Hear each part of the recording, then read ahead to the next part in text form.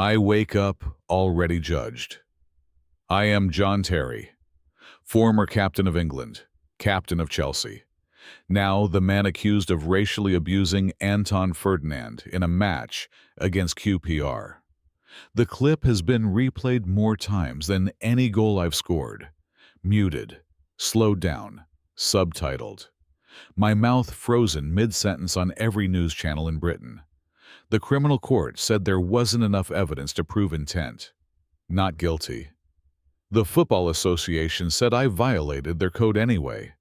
4-match ban. £220,000 fine. Stripped of the England captaincy. Again. This time it doesn't come back. I walk into the training ground and conversations shift half a second too late. Not silence. Adjustment.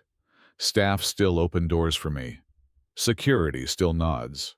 My parking space is still there. Power doesn't disappear. It just becomes careful. Teammates speak normally, but their sentences are shorter. Eyes hold contact a fraction longer than necessary, as if measuring what I might say next. Rio Ferdinand has made his position clear. The dressing room has sides now, even when no one says it. Euro 2012 is weeks away. I already know I won't be part of that room again. When my name appears on screen, it isn't followed by Champions League winner. It's followed by racism case. FA charge. England captain stripped. Sponsors call less. Interviews come with conditions. Questions arrive preloaded. I used to enter stadiums to noise. Now I enter rooms to calculation. People don't know where to stand. Too friendly looks complicit. Too distant looks accusatory. I haven't disappeared. I still start for Chelsea. I still wear the armband there.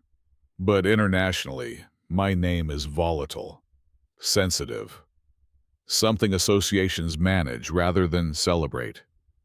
I notice how statements are drafted around me, how apologies are phrased without admitting anything new, how everyone speaks in compliance language. The verdict didn't clear the air. It just changed the vocabulary. I carry the same medals, the same contracts, the same access. But my name arrives first now, and it doesn't knock. I wake up knowing every word is evidence now, not in court, in headlines.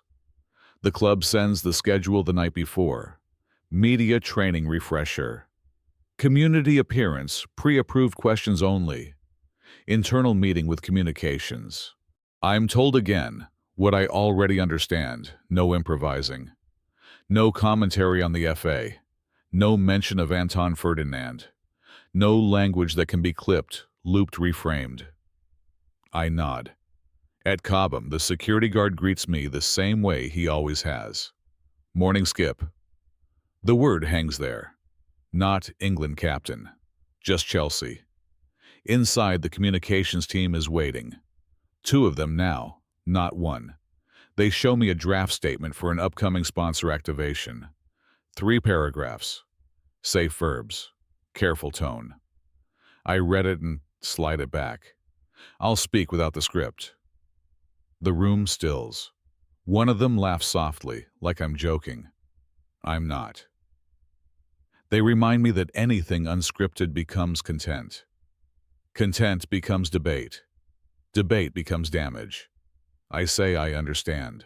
I don't sign the paper. By midday, I'm scheduled to visit a youth football initiative in West London. Anti-racism banners line the pitch. That wasn't accidental. I was told this would demonstrate commitment. I was told not to reference the case. Smile. Encourage. Leave. Cameras are already there when I arrive. I shake hands.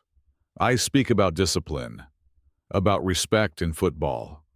Then I stop following the outline. I say plainly, I know my name has been part of a bigger conversation this year. PR shifts behind me.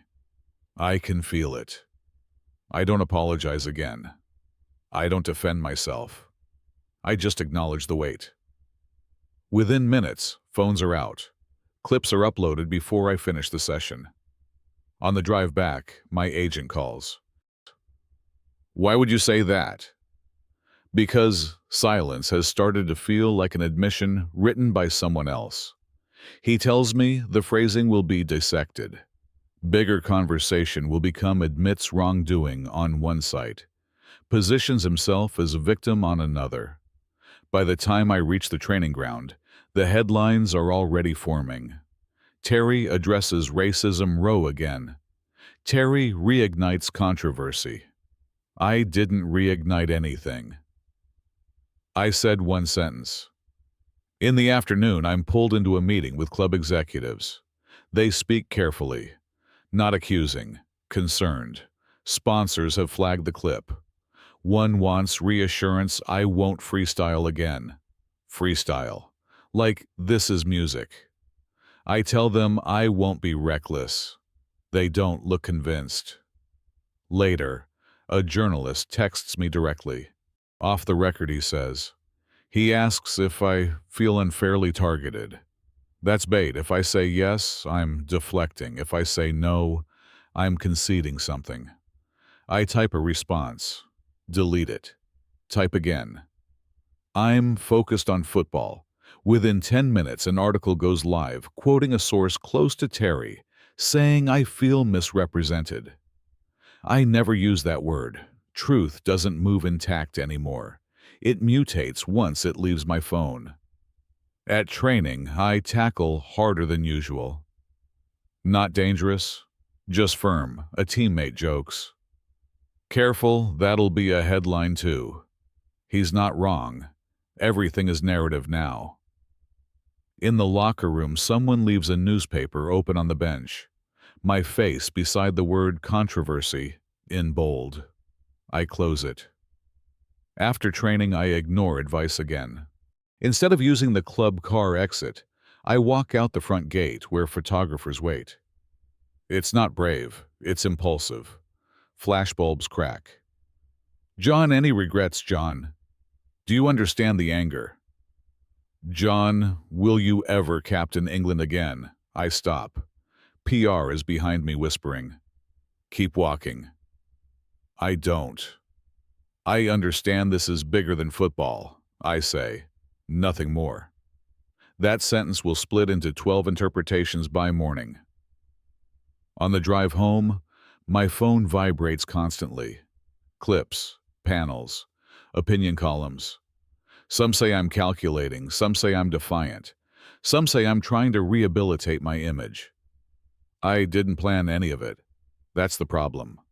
Before the scandal, I controlled games, space, defenders, moments. Now I can't control a sentence. Power still opens doors for me. Contracts still stand. I still start on Saturday. But I can feel the margin thinning. I know this authority is temporary. Reputation in England can pivot in a week. So today I spoke without permission. I stepped into cameras instead of away from them. I allowed ambiguity, not to clear my name, just to see what happens when I stop being managed. What happens is panic, spin, interpretation layered over interpretation until the original words disappear. By midnight, I read an article claiming I'm reshaping the narrative. I didn't reshape anything, I just spoke. And that was enough to move markets of opinion. That's the fragility now. Not my position at center back, my proximity to language. One more unscripted sentence and I won't just be controversial. I'll be uncontrollable. It's quiet at night, not peaceful, managed. The phone stops ringing eventually. The notifications thin out. The analysts move on to someone else's mistake. But the silence isn't empty. It's monitored. I sit at the kitchen counter and scroll through headlines that reduce me to a phrase. Racism row, stripped captain, FA sanction, years of trophies condensed into a footnote under controversy. The criminal court cleared me. The FA fined me. England moved on without me. That's the line now. I still have contracts, still have influence in a dressing room, still wear an armband on Saturdays, but it feels rented. Every sentence I consider saying tomorrow passes through filters first. Legal, commercial, moral. Not because I can't speak, because I understand what happens when I do. Fame used to mean access. Now it means surveillance. It means knowing that a casual comment at a charity event becomes a political statement by midnight. That silence becomes arrogance. That acknowledgement becomes admission. I used to lead by volume, by presence, by command. Now leadership is restraint. I measure jokes before I tell them. I avoid certain rooms at events. I let conversations pass rather than risk shaping them. That's the cost. Not the fine, not the ban. The constant awareness. Influence fades differently than identity. On the pitch, I am still John Terry. The defender. The captain. Off it, I am a case study. A name attached to panels about race in football. A cautionary example in governance meetings. Tomorrow, I will train. I will tackle. I will shout instructions. It will look normal. But the version of me that walked into stadiums, unquestioned, doesn't come back. Reputation doesn't reset after a verdict. It calcifies. I can feel how conditional everything is. Sponsors, stay carefully. The club supports strategically. The public tolerates selectively. Power isn't gone. It's fragile. I borrowed this life easily enough. Step into the car, into the cameras, into the meetings where people adjust their tone when I enter. For one day it feels intense, uncomfortable but survivable. Living inside it indefinitely is different. Waking up every morning knowing your name arrives first. Knowing every word competes with an incident that never fully recedes. I think about anonymity sometimes. Walking into a room without history entering ahead of me. Speaking without anticipating interpretation. Tomorrow, I return to my own life, to my own name, to normal scale. He doesn't. He wakes up John Terry again, with the same contracts, the same medals, the same permanent asterisk. And I understand something clearly now. Power was never immunity. It was permission, and permission can be withdrawn at any time. Disclaimer. This video is a fictional satirical thought experiment created for storytelling and social commentary purposes. It does not represent the real thoughts, intentions, or private experiences of John Terry. The narrative is an imagined perspective designed to explore broader themes surrounding fame, scandal, power, media framing, and public perception. It is not intended as biography accusation or factual reconstruction of events. Any resemblance to specific internal feelings or private conversations is purely speculative and used solely to examine how reputation and narrative function in public life.